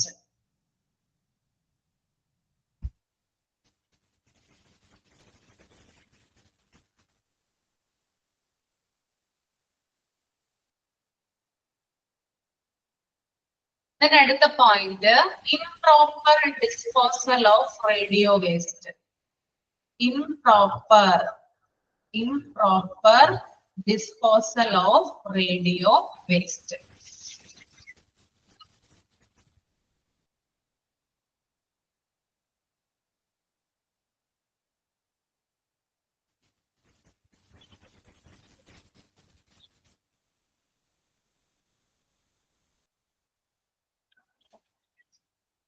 എഴുതി കഴിഞ്ഞോ? അതൊന്നും കൂടെ പറയാം. മാം ആ മൂന്നാമത്തെ പോയിന്റ് ഒന്നും കൂടി പറയോ? യൂസ് ഓഫ് റേഡിയോ ആക്റ്റീവ് ആണോ? ആ use of radio active isotopes in medicine. use of radioactive isotopes in medicine, industry and research. Industry and research. ലാസ്റ്റത്തെ ഒന്ന് പറയാം. സ്പെല്ലിംഗ് ഒന്ന് പറ. Improper. IMPROPER. Improper disposal of radio waste. Improper disposal of radio waste. ഐസോടോപ്പിന്റെ spelling ഒന്ന് പറയണമേ. Isotope കഴിഞ്ഞിട്ടോ? Isotope കഴിഞ്ഞിട്ട് ഇൻ മെഡിസിൻ, ഐസോടോപ്പിന്റെ സ്പെല്ലിംഗ്. ഐസോടോപ്പിന്റെ സ്പെല്ലിംഗ്. ISOTOPES. ISOTOPES. ഓക്കെ. നിങ്ങൾ ബുദ്ധിമുട്ടുണ്ടാകുന്ന കരുതിയാണ് ഈ നോട്ടൊക്കെ തരുന്നേ. ഇതിന്റെ ഉള്ളിൽ നിന്നൊക്കെ ചോദിക്കും, അതുകൊണ്ടാണ് അതൊക്കെ തരുന്നത്. ഓക്കെ. ഇത് സെക്കൻഡ് പോയിന്റ് പറയോ? Second nuclear weapons and nuclear weapon test and explosions.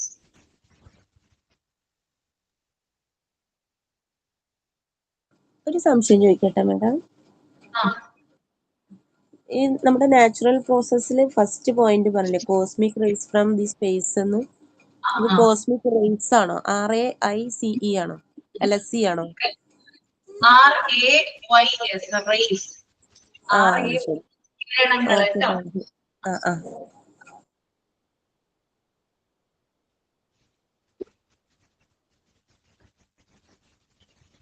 ഈ കോൺസിക്വൻസ് ഓഫ് റേഡിയേഷൻ പൊല്യൂഷൻ ആണ്. അതും നിങ്ങൾക്ക് രണ്ടിതായിട്ട് നോട്ട് എഴുതാനുണ്ട്. ഇതിനകത്ത് നമുക്ക് ആക്റ്റീവ് എഫക്റ്റ് എന്നും ലേറ്റ് എഫക്റ്റ് എന്നോ കാണിച്ചിരിക്കുന്നത്. വല്ല ഐഡിയ ഉണ്ടോ ആർക്കെങ്കിലും? ഒന്ന് പറഞ്ഞേ. അത് പറഞ്ഞിട്ട് നമുക്കൊന്ന് പറയാം. Note consequence of radiation pollution, active effects ഉണ്ട്, ലേറ്റ് എഫക്ട്സ് ഉണ്ട്. എന്തായിരിക്കും അതപ്പോ? ആക്റ്റീവ് എഫക്ട്സ് എന്തൊക്കെയാ വരിക?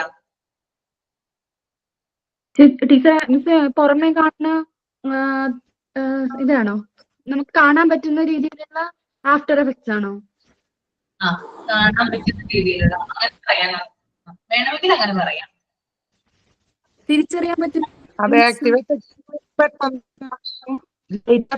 പതുക്കെ പതുക്കെ അത് എഫക്ട് ചെയ്ത് വരുന്ന കാര്യങ്ങളല്ലേ? അങ്ങനെയല്ലേ?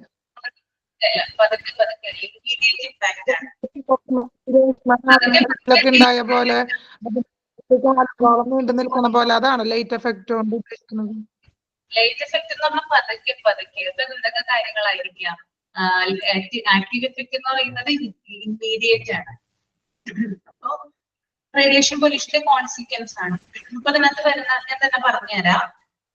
ആക്റ്റീവ് എഫക്റ്റിൽ വരുന്നത് ഇമ്മീഡിയറ്റ് ആയിട്ടുള്ള ഹെൽത്ത് ഇമ്പാക്റ്റുകളാണ്. അതായത് ബേൺസ്, റേഡിയേഷൻ, സിക്നെസ്, അതുപോലെ തന്നെ acute damage to tissues and organs. മനുഷ്യ ശരീരത്തെ ബാധിക്കുന്ന ഇമ്പാക്റ്റുകളാണ് എന്ത് ആക്റ്റീവ് എഫക്റ്റിൽ വരുന്നത് കേട്ടോ. ഓക്കെ. അപ്പൊ ലേറ്റ് എഫക്റ്റിൽ എന്തൊക്കെയായിരിക്കും വരിക? പതുക്കെ മാതിരി പിന്നീട് കുട്ടികൾ ജനിക്കുമ്പോ അതിന്റെ അത് പതുക്കെ പതുക്കെ ക്യാൻസർ പോലുള്ള രോഗങ്ങളൊക്കെ നമുക്ക് ഇതിനകത്ത് വരാം. അതായത് ആദ്യം ഒരു ക്യാൻസർ കോശം സെൽ രൂപപ്പെട്ടിട്ടാണ് ഇത് നമ്മുടെ ശരീരത്തിൽ മൊത്തം വ്യാപിക്കുന്നത് അല്ലെ. അതിന്റെ വളർച്ച സ്പീഡായിട്ടായിരിക്കില്ല, പതുക്കെ പതുക്കെ ആയിരിക്കും. കാലക്രമേണയാണ് ക്യാൻസർ സെൽസ് നമ്മുടെ ശരീരത്തിൽ രൂപപ്പെടുന്നത്. അപ്പൊ നമുക്ക് ക്യാൻസറിനെ എടുക്കാം ലൈറ്റ് എഫക്റ്റില്. അതുപോലെ തന്നെ ജനറ്റിക് പ്രോബ്ലംസ്, അതും ലേറ്റ് എഫക്റ്റ് ആണ് അല്ലെ. അതായത് നമ്മുടെ തലമുറ എന്ത് ചെയ്യാറുണ്ട്?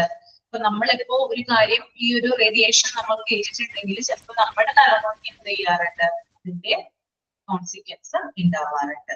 അതുപോലെ തന്നെ ക്രോണിക് ആയിട്ടുള്ള ഹെൽത്ത് ഇഷ്യൂസ് ഉണ്ടാവാറുണ്ട്. അതും വർഷങ്ങൾക്കൊക്കെ ശേഷമായിരിക്കും എന്തുണ്ടാവുക? ഇത്തരത്തിലുള്ള കാര്യങ്ങളൊക്കെ സംഭവിക്കുന്നത്. അതിനെയാണ് ലേറ്റ് എഫക്റ്റ് എന്ന് പറയുന്നത്. അപ്പൊ അതിന്റെ നോട്ട് എഴുതിക്കൊള്ളൂ കേട്ടോ. ആക്റ്റീവ് എഫക്റ്റ് ആദ്യം എഴുതാം.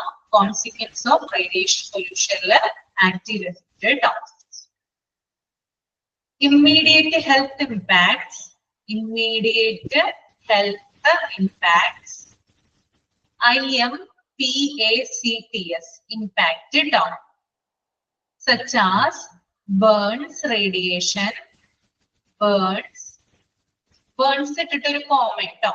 Burns, comma, radiation sickness. Radiation sickness. Burns. Comma ഒരു കോമ ഇടാം. എന്നിട്ട് റേഡിയേഷൻ സിക്നസ് എന്ന് എഴുതുക. Radiation sickness and acute damage to tissue and organs. And acute damage to tissues and organs. Okay, ഒന്നും കൂടി ഞാൻ പറഞ്ഞുതരാം. Immediate health impacts such as burns, radiation sickness, and acute damage to tissue and organs. Okay. ഇനി രണ്ടാമത്തേതിൽ വരുന്നതാണ് tissue and sickness, radiation sickness കഴിഞ്ഞിട്ട് tissue and organs എന്നാണ് കേട്ടോ. Last tissues and organs. Okay.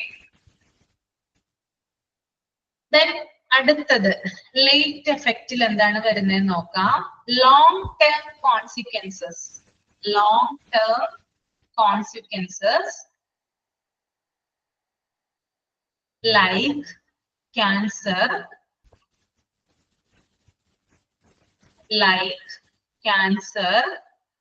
Comma, genetic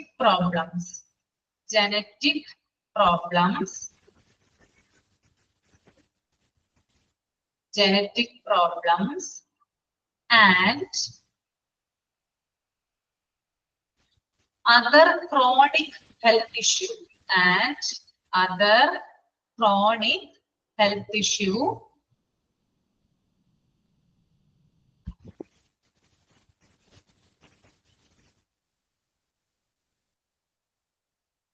That may years after, വർഷങ്ങൾക്ക് ശേഷമായിരിക്കും അതിന്റെ ഇത് ഉണ്ടാവുക കേട്ടോ. That may appear years, വർഷങ്ങള്. Years after. Okay.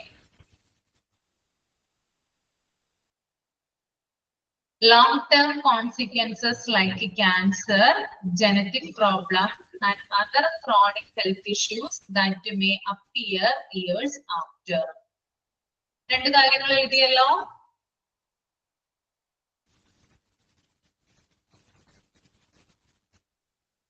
Okay, ഇനി അടുത്തത് നോക്കിയേ നിങ്ങൾ. അപ്പൊ ആക്റ്റീവ് എഫക്റ്റും ലേറ്റ് എഫക്റ്റും എന്താണെന്ന് നമുക്ക് മനസ്സിലായി. ഇനി central and state pollution control rules ആണ്. ഓക്കെ, ചില നിയമങ്ങളൊക്കെ കൊണ്ടുവന്നിട്ടുണ്ട് ഇതിന്റെ കീഴില്. നമ്മുടെ സ്റ്റേറ്റ് ആൻഡ് അതുപോലെ സെൻട്രൽ ഗവൺമെന്റിന്റെ കീഴിൽ ധാരാളം ലോസ് ഉണ്ട്. ഈ ഒരു പൊല്യൂഷൻ ഒക്കെ ക്രിയേറ്റ് അതിന് വേണ്ടിയിട്ട് അവര് ക്രിയേറ്റ് ചെയ്തിട്ടുള്ള ചില നിയമങ്ങളാണ്. ഫസ്റ്റ് എന്ന് പറഞ്ഞാല് the water prevention and control of pollution act 1974. ഇതൊക്കെ ഇമ്പോർട്ടന്റ് ആണ് കേട്ടോ, എക്സാമിന് വരാം. അതുകൊണ്ടാ പറഞ്ഞിരുന്നേ. അപ്പൊ ഒന്ന് പോയിന്റ് ചെയ്യാം. Okay, the water prevention and control of pollution act 1974 and the Air Prevention and Control of Pollution Act 1981, the Environment Protection Act 1986, very very important. Environment Protection Act 1986, Motor Vehicle Act 1988. Okay. ഇപ്പൊ ഞാൻ നിങ്ങൾക്ക് ഒരു assignment തരാം. തരട്ടെ? Activity അല്ല, assignment ആണ്.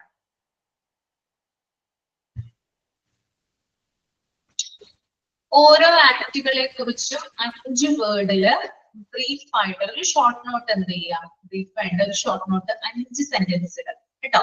5 സെന്റൻസിൽ ഓരോ ആക്ടുകളെ കുറിച്ചും എഴുതി സബ്മിറ്റ് ചെയ്യാം. നിങ്ങളുടെ റെസ്പോൺസിബിലിറ്റി എന്ന് പറയുന്നത് ഇത് സെർച്ച് ചെയ്ത് കണ്ടുപിടിക്കുക എന്നുള്ളതാണ്. കാരണം ഇതിന്റെ എക്സ്ട്രാ നോട്ടൊന്നും ഞാൻ തന്നിട്ടില്ല. പക്ഷെ ഇതിനെ കുറിച്ച് കൂടുതലായിട്ട് അറിഞ്ഞ് 5 സെന്റൻസ് മതി. ഓക്കെ, കണ്ടുപിടിച്ചിട്ട് തരാമോ? അസൈൻമെന്റ് ആയിട്ട് സബ്മിറ്റ് ചെയ്യാമോ? ടൈം തരാം, പെട്ടെന്നൊന്നും വേണ്ട. ഒരു നെക്സ്റ്റ് മന്ത് ഫസ്റ്റ് വീക്ക് ചെയ്താൽ മതി. കേട്ടോ. ടൈം തരാം. ധൃതി പിടിച്ചൊന്നും ചെയ്യേണ്ട, കാരണം PG കൂടി നിങ്ങൾക്ക് ഉള്ളത് കൊണ്ട് ബുദ്ധിമുട്ടായിരിക്കും എന്നറിയാം. എന്നാലും ഒന്ന് നോക്കുക, സെർച്ച് ചെയ്ത് നോക്കുക എന്തൊക്കെ കാര്യങ്ങൾ കിട്ടുന്നു. ഇനി ഇൻഫോർമേഷൻസ് ഒക്കെ കുറവാണെങ്കിൽ എന്നോട് ഷെയർ ചെയ്തിട്ടില്ലെങ്കിൽ എന്നോടൊന്ന് പറയാം, അസൈൻമെന്റ് മാറ്റി തരാം കേട്ടോ. ഓക്കെ അല്ലേ? ഈ 4 പോയിന്റിനെ കുറിച്ചും 5 വീതം പോയിന്റ് കണ്ടുപിടിക്കല്ലോ വേണ്ടത്. ഈ 4 കൺട്രോൾ ബോർഡ്സിനെ കുറിച്ച്. അതെ, 5 സെന്റൻസിൽ ഒതുക്കുക പറയാനുള്ള കാര്യങ്ങൾ കേട്ടോ. 5 സെന്റൻസ് 4 എണ്ണം. അപ്പൊ എത്രയാണ്? 20 എണ്ണം. 20 ലൈൻ എഴുതിയാ. Okay ma'am. ഓക്കെ, അപ്പൊ അതൊന്ന് കണ്ടുപിടിച്ചിട്ട് വരിക. ഇനി അസൈൻമെന്റിനെ കുറിച്ച് ഒന്നുകൂടി പറയൂ, എനിക്ക് മനസ്സിലായില്ല. ഇപ്പൊ ഇവിടെ ഒരു ആക്ട് കണ്ടില്ലേ, the water prevention control of pollution act 1974 കണ്ടില്ലേ? അത് ഗൂഗിളിൽ അടിച്ചു കൊടുക്കുക അല്ലെങ്കിൽ യൂട്യൂബിൽ അടിച്ചു കൊടുക്കുക. അപ്പൊ അതിനെ കുറിച്ച് നമുക്ക് കൂടുതൽ വിവരങ്ങൾ അറിയാനായിട്ട് സാധിക്കും. അതിനെ കുറിച്ച് നിങ്ങൾക്ക് മനസ്സിലായ കാര്യം 5 സെന്റൻസിൽ ഒതുക്കി എഴുതുക. അത് 4 എണ്ണത്തെ കുറിച്ച് അത്ര മാത്രം മതി. 5 സെന്റൻസ് മതി, അതിൽ കൂടുതൽ വേണ്ട കേട്ടോ. ഇപ്പൊ മനസ്സിലായോ ജെസ്സി? മനസ്സിലായി മാം. എന്നാ ഇടണ ഇത്? നെക്സ്റ്റ് മന്ത് ഫസ്റ്റ് വീക്ക് ഇട്ടാ മതി. ക്വസ്റ്റ്യൻ ഇടുന്നത് എന്നാ മാം? എന്താ ഇത് അസൈൻമെന്റ് ഇത് ഇടണത് എന്നാ ക്വസ്റ്റ്യൻ? ഞാൻ എഴുതിയിട്ടോളാം ഇവിടെ പറഞ്ഞോളാം കേട്ടോ. ടെക്നിക്കലി ഞാൻ പറഞ്ഞു ക്വസ്റ്റ്യൻ കൊടുത്തോളാം. പറഞ്ഞോളാം. PG ഒക്കെ ഉള്ളത് കൊണ്ട് ബുദ്ധിമുട്ടുണ്ടോ ആളുകൾക്ക്? കുട്ടികൾക്ക് ബുദ്ധിമുട്ടുണ്ടോ? മാം വേറൊരു അസൈൻമെന്റ് കൂടി ഇതില് ക്ലാസ് റൂമിൽ ഇട്ടിട്ടില്ലേ? അത് പക്ഷേ ഇതാണ് പോസ്റ്റർ തയ്യാറാക്കാൻ എളുപ്പമല്ലേ, ഡ്രോയിങ് അല്ലേ. അത് എന്തിന്റെ ബുക്കാണ്?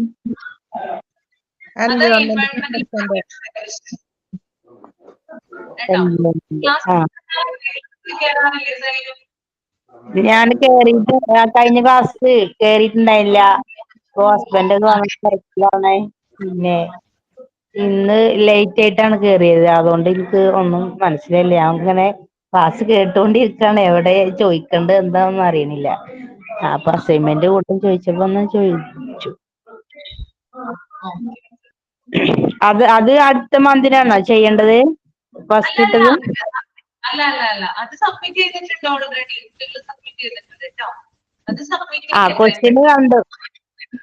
ക്വസ്റ്റ്യൻ കണ്ടു. ഞാൻ ചെയ്തിട്ടില്ല, ഞാൻ ചെയ്യാ. ഈ മന്ത് ലാസ്റ്റ് ആകുമ്പോ ചെയ്താൽ മതിയോ? ജനുവരി ഞാൻ 1 വീക്ക് ആയിരുന്നോ നിങ്ങളോട് പറഞ്ഞത്? എന്ന് പറഞ്ഞ ഞാൻ കേട്ടില്ല. ഞാൻ ഇന്നലെയാണ് കണ്ടത് അത്. നിങ്ങൾ എല്ലാവരും ആ പോസ്റ്റർ സബ്മിറ്റ് ചെയ്തോ? ഞാനൊക്കെ സബ്മിറ്റ് ചെയ്തു. ഇല്ല മാം, എനിക്ക് സബ്മിറ്റ് ഹാൻഡ് ഫ്രാക്ചർ ആയിട്ട് ഇപ്പോഴാണ് ഓക്കെ. ഇപ്പൊ ഗ്രൂപ്പിലൊന്നും ഇടും, ക്ലാസ് കാണാത്തോണ്ട് എനിക്കറിയില്ലായിരുന്നു. നോക്കാം പെട്ടെന്ന്. മാർക്കും വന്നു. സബ്മിറ്റ് ചെയ്ത് കുറെ പേർക്ക് സൈനും പെട്ടെന്ന് തന്നെ സബ്മിറ്റ് ചെയ്യാൻ നോക്കാം കേട്ടോ. ഓക്കെ മാം, ഞാനും ചെയ്തിട്ടില്ല മാം. എനിക്ക് ഹാൻഡ് ഫ്രാക്ചർ ആയിട്ട് എന്റെ കൈ ഇപ്പൊ ഒന്ന് റെഡി ആയി വരുന്നേ ഉള്ളൂ. റൈറ്റ് ഹാൻഡ് ആണ് പ്രശ്നമായത്. അപ്പൊ അതുകൊണ്ട് എനിക്ക് ചെയ്യാൻ അത് വീട്ടിൽ കൈകുത്തി വീണതായിരുന്നു. കഴിഞ്ഞ മാസമായിരുന്നു. ഞാൻ ജിഷ മാമിനെ വിളിച്ച് പറഞ്ഞിരുന്നു. അതുകൊണ്ട് റെക്കോർഡും എനിക്ക് കംപ്ലീറ്റ് ചെയ്യാൻ ടൈം വേണം എന്ന് പറഞ്ഞിരുന്നു. അപ്പൊ 3 വീക്സ് പ്ലാസ്റ്റർ ആയിരുന്നു. അപ്പൊ അതിപ്പോ റിമൂവ് ചെയ്തിട്ടുള്ളൂ. പക്ഷെ മസില് വീക്കാണ്. സ്ട്രെങ്തനിങ് ചെയ്തോണ്ടിരിക്കുകയാണ്. അത് കഴിഞ്ഞിട്ട് ചെയ്താൽ മതി കേട്ടോ. Okay ma'am. അപ്പൊ നമുക്ക് അടുത്ത ക്ലാസ്സോട് കൂടി ഈ ഒരു ചാപ്റ്റർ തീർക്കാം. എല്ലാ പോയിന്റ്സ് ഒക്കെ മനസ്സിലായെന്ന് വിചാരിക്കുന്നു. മനസ്സിലായോ? പറഞ്ഞ കാര്യങ്ങളൊക്കെ ക്ലിയർ ആണോ? ഓക്കെ, അപ്പൊ നമുക്ക് അടുത്തൊരു ക്ലാസ്സോട് കൂടി നമുക്ക് ഒരു കുഞ്ഞു ചാപ്റ്റർ കൂടി ഉണ്ട്. ആ ചാപ്റ്റർ കൂടി നമുക്ക് ഫിനിഷ് ചെയ്തതിനു ശേഷം നമുക്ക് പ്രാക്ടിക്കൽ ഏരിയയിലോട്ട് പോവാം കേട്ടോ. ഓക്കെ, പ്രാക്ടിക്കൽ ഏരിയ പ്രത്യേകം ശ്രദ്ധിക്കുക. ആക്ടിവിറ്റികൾ ഞാൻ ഓരോരുത്തരോടും പറയും. ലൈവായിട്ട് പ്രസന്റ് ചെയ്യണം. അങ്ങനെയാണ് മുമ്പത്തെ ബാച്ചിൽ ചെയ്യിപ്പിച്ചിട്ടുള്ളത്. ആ കുട്ടികൾക്ക് വളരെ നല്ല രീതിയിൽ ചെയ്തിട്ട് വീഡിയോ അയച്ചു തരിക ചെയ്യുന്നത് കേട്ടോ. നമ്മൾ ലൈവായിട്ടൂടെ അങ്ങനെയാണ് നമ്മൾക്കിത് പഠിക്കാനായിട്ട് പറ്റുക കേട്ടോ. അപ്പൊ എല്ലാവരും മടിയൊന്നും പിടിച്ച് വിചാരിച്ചിരിക്കരുത്. നിങ്ങൾ നല്ല ആക്റ്റീവ് ആണ് എനിക്കറിയാം, എന്നാലും ഒന്ന് പറഞ്ഞേ ഉള്ളൂ കേട്ടോ. ഓക്കെ, അപ്പൊ നമുക്ക് വൈൻഡ് അപ്പ് ചെയ്യാം കേട്ടോ. Okay ma'am, good night. Thank you ma'am. Good night. Good night. God bless you.